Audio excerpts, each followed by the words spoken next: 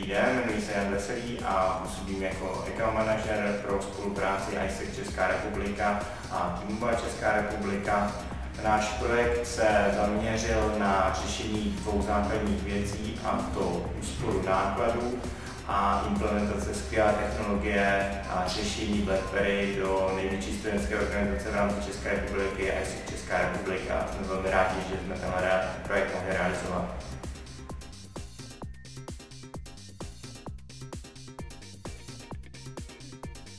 Uvědomujeme si, že studenti a hlavně členové organizace ISEC Česká republika jsou budoucí manažeři, jsou to úspěšní lidé a právě tyto lidi bychom chtěli do budoucna podporovat v rámci spolupráce nejen s T-Mobile, ale právě s BlackBerry.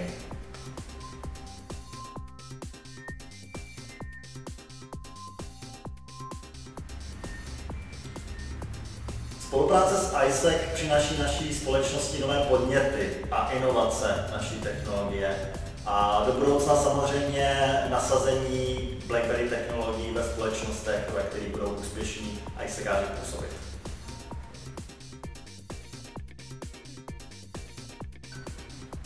Já sám jsem nějakou dobu působil v ISEC Ostrava a můžu všem doporučit to, aby si vyzkoušeli, jakým způsobem ISEC funguje, aby se naučili spoustu nových věcí, aby prodali svou první stáž a aby taky odjeli do světa a získali si nový kulturní náhled. Takže to je opravdu zkušenost, kterou nikdy nezapomenete a kterou potom si odnesete právě do svého prvního zaměstnání.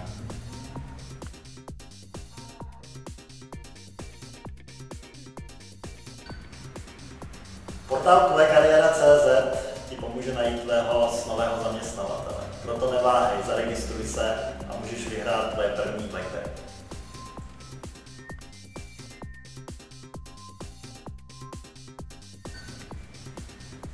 Doporučuji všem společnostem navázat aktivní spolupráci s ISEC, která vám do budoucna přinese nové příležitosti, nápady a inspirace od mladých úspěšných lidí.